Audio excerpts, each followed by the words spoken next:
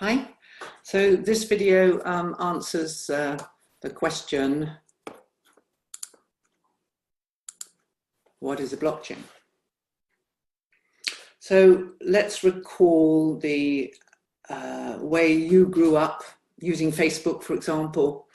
You use a browser, you go to the Facebook page, you put in your information, and then this using a front-end application, the Facebook page, and then that's taken by something called an API, an application programming interface, to a central server, the Facebook server, where all your photographs and messages are kept.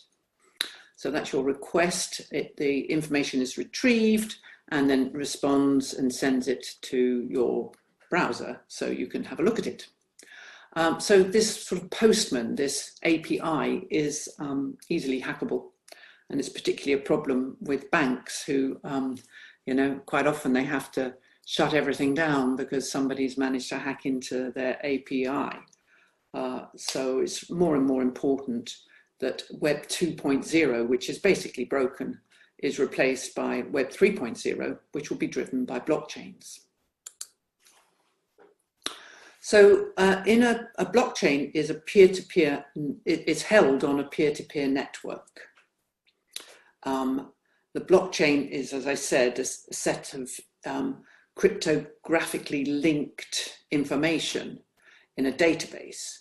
But the idea of a peer-to-peer network is absolutely crucial to the security of what we call a public blockchain.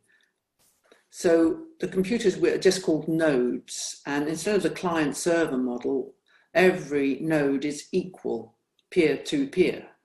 They are peers, meaning the same. And each node is connected to each other, not always directly. When I showed you the Lightning network in the last video, you could see that there were routes that you could take through various nodes. So anybody with an internet connection can download the client software, and each computer becomes both a server and a client. That's why they're called peers. So, for example, the peer-to-peer network, such as this, M-Pesa, I'll talk about that in a minute, is one example, a very early example of a peer-to-peer network, compared with like Facebook, which is still using the server-based model. So peer-to-peer networks have been around for some time. Napster, Nutella, LimeWire are all music sharing networks which circumvented the central owners of the music and undercut the artists. BitTorrent is also, this still exists. And it's free to download and use on your laptop. Then M-Pesa is a payment system. So if you see here, this is a shop in Kenya.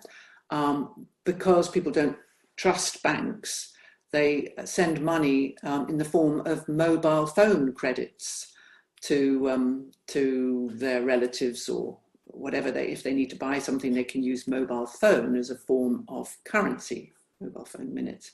So Vodafone, Safaricom, these have now become the financial intermediaries replacing banks in some countries.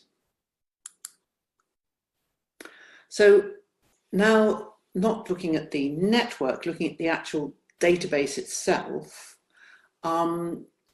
on which the network holds the database, okay?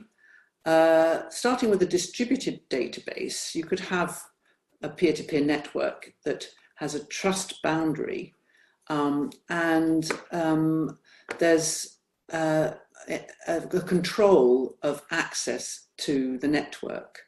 Now, private blockchains operate more in this model than public blockchains.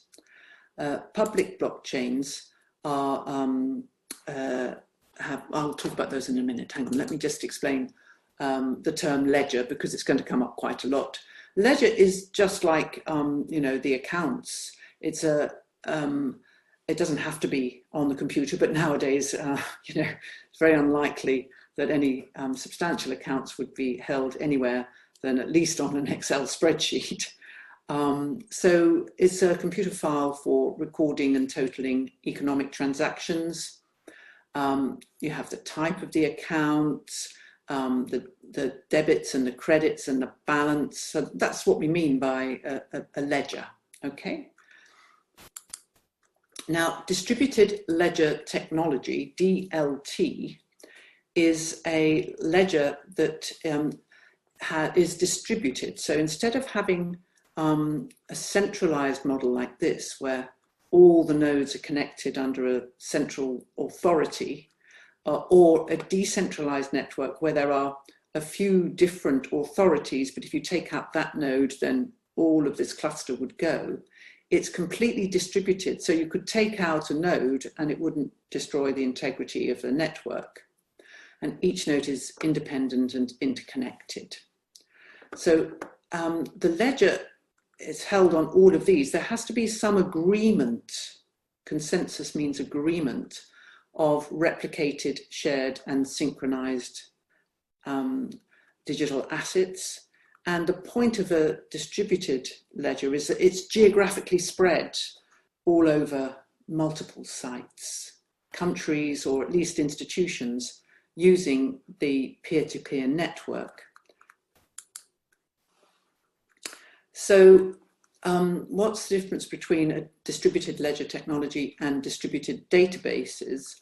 Well, here in this graph, you see distributed database is quite a general term, but the distributed ledger, DLT, assumes the existence of some possible cyber attacks, the malicious nodes, and it counteracts the possibility of any of the information being irretrievably lost because changes to the ledger are fully reflected in all the copies that are held by the full nodes.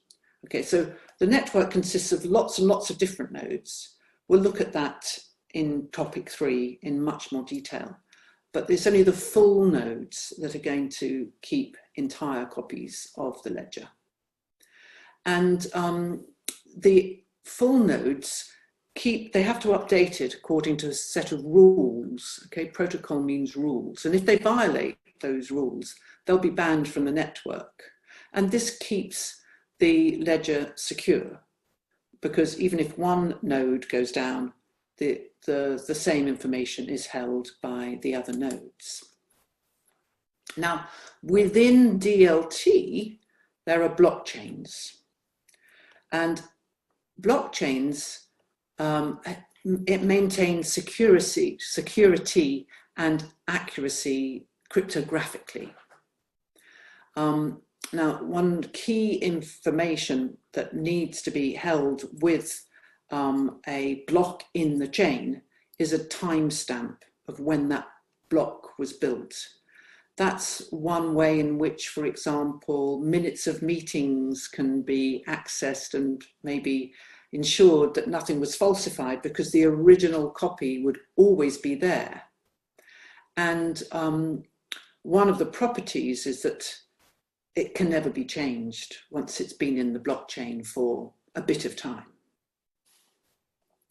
Within ordinary blockchains or public blockchains are permissioned blockchains, and these restrict access. So not everybody can operate as a node. And they don't need quite so much cryptography in a permissioned blockchain, but it's still going to be using what we call hexes and Merkle trees and public and private keys and all this business about cryptography, which is the subject of topic 2. Consensus. As I said, consensus means agreement. More formally, it's a mechanism not only to agree the current state of the chain, but also to decide which blocks get added to the chain. That's a key thing in consensus. This is what keeps an honest record and prevents the chain from being changed at all. In other words, immutable, cannot be changed, except if there's something called a hard fork. For example, there was a fraud in the Ethereum blockchain, and its founder, Vitalik Buterin, decided he was going to unravel all the blocks, put them back, all these transactions back into what we call the mempool. There's an awful lot of terminology. We will understand that as we go on, because I'll start using the terms again and again. Anyway, back in the mempool, and started again with rebuilding the chain. It's called a hard fork. And not all the miners, there were miners in those days for the Ethereum, and not all the miners actually agreed. And so the currency, the ether, which is the sort of gas or fuel that powers the blockchain, was split into Ether Classic and Ether.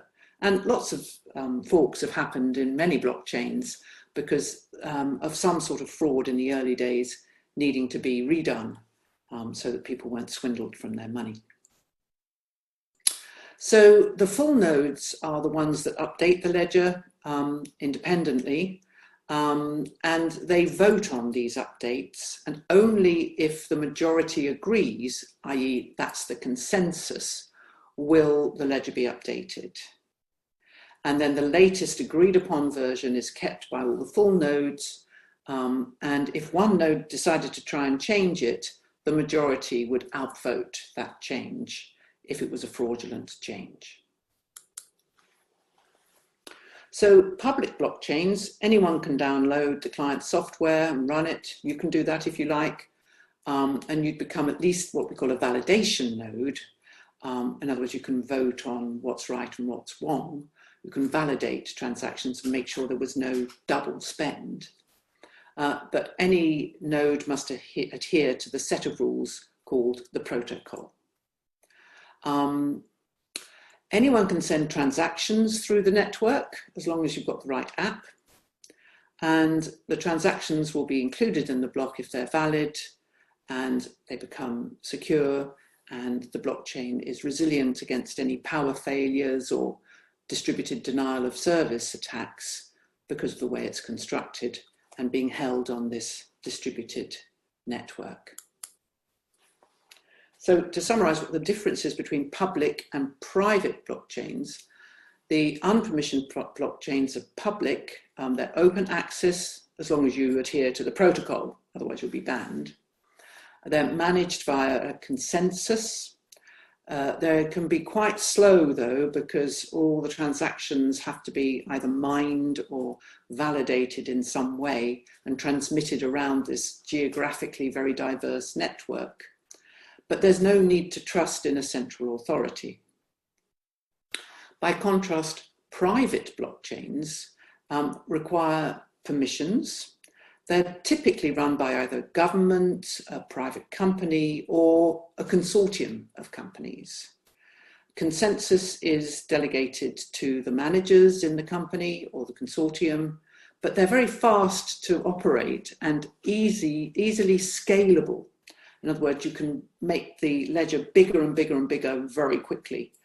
And you can make the transactions per second very fast, like credit cards, which is a bit of a problem for public blockchains at the moment.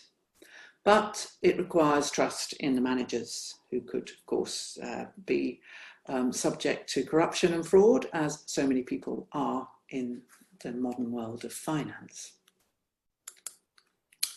So your seminar this week, your task for this week, will be to choose one of these areas for private blockchains and join a group and produce something in your group that you can present at the seminar. So you can explore these links. I'm going to just look at one of them, trade finance or global supply chain. That's a way of digitizing the entire supply chain from the manufacturer of the washing machine to me actually getting it in my house. That's the supply chain, okay? But also accounting is much, much easier to keep records on a blockchain so that they're immutable and cannot be changed, and it speeds up the audit process a huge amount. So there's, accounting is one area where blockchain is going to have a huge effect. If you're going to go into accounting, you really need to know about blockchain and audit. Healthcare, sharing health records rapidly and security. A lot of private companies are using blockchains for that. And of course, financial services, banks, consortiums are using them already for back office processes, replacing the back office that, now you no longer need to have all these errors in processing transactions. Or managing cash flows on interest rate swaps, and any sort of cash flow can be put onto a blockchain, so it's automatically executed. It really cuts down the number of errors, either by mistake or through fraud. So energy, yeah, lots of startups, these green platforms are finding funds through what we call an initial coin offering. So it's a sort of crowdfunding. So they start up a new solar energy company or wind power company, and all the records and transactions are built onto a blockchain instead of the, you may not know that you're using Web 3.0 because it's gradually, you go onto a screen and you think it's just an ordinary app, but your solar powered company is actually using what we call a DApp, a distributed application, which is actually on Web 3.0. We'll look at that in more detail in a future topic. Insurance. Insurance comes into financial services, global supply chain, and various other, in healthcare as well. But as IBM are doing a lot just for insurance companies to speed up claims and deter fraud. So let's finish this video with another video, which you can watch at your leisure, or I'm just going to start it now, and then we'll end my video on trade finance. Quite a nice voice on this. Trade finance relates to the process of financing certain activities in areas of commerce and international trade. Trade finance includes products such as lending, issuing letters of credit, factoring, export credit, and insurance. Bills of lading and letters of credit are old world methods of managing the shipping of goods and services. There is a huge potential to replace these paper processes with digitized operations using blockchain. Conducting international trade requires a number of participants to interact with one another, such as exporters, importers, banks, shipping companies, port authorities, and customs. It involves manual processes, and there's a risk of documentary frauds. So, the process becomes ineffective and expensive. These challenges can be addressed using blockchain. Let us see how it works. Let us consider a typical international trade that has exporter, custom, importer, insurance, and importer bank. Each one of them has representative nodes connected to a private blockchain, which replicate transactional information as it occurs on the network. At any given point in time, the information ledger across all nodes is in sync. Let's look at a representation of the actual solution. To initiate the contract, the exporter uploads the necessary documents such as letter of credit, bill of lading, and insurance documents from the decentralized application. The exporter then submits the contract on the blockchain. Once the exporter submits the contract, a transaction is sent to the blockchain. Transactions remain pending until the mining is completed. A miner mines the transaction and adds it to the blockchain. Once the transaction is successfully added to blockchain, a unique address is generated where information is stored on the ledger, as is evidenced on the terminal on the screen. This creates a unique tamper-proof contract created by the exporter.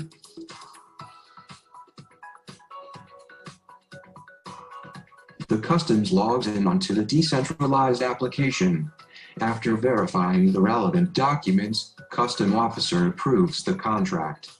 The custom fee is processed on the blockchain.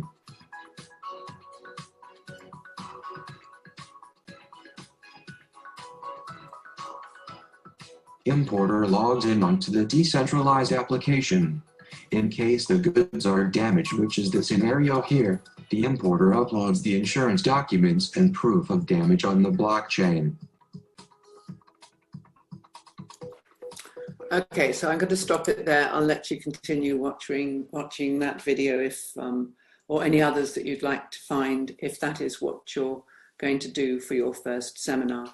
So this module is going to involve quite a bit of independent research on using Google and so forth. There's an awful lot out there. So during my lectures, I do try to present what I find, the best out of 100 alternatives. Anyway, at the final video of this topic, I'll talk a little bit more about your assignment and also to introduce a little bit about the Bitcoin blockchain.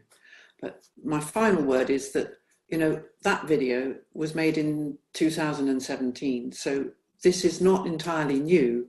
It's just that it's been rather inaccessible to understand the terminology. What is a zero knowledge snark? What's a nonce? The terminology in this module is really something that requires quite a bit of work. So compared with the other module I teach, financial risk management, which is much more mathematical and doesn't require so much independent research or understanding of terminology, but it does require knowing about mathematical notation and some, basic algebra or calculus, and you don't need that in this module. Although topic 2 is the one part of the module where there is going to be some numeracy involved with modular arithmetic. And you need to understand that to really know what the public-private keys are and the basics of cryptography. But other than that, on the third topic and so forth, we're going to go back to this, looking at the internet, finding out what you can, and also transferable skills like, making your own videos and so forth. Okay, that's it for today. And the last video will be coming up soon. Go and get a cup of tea now.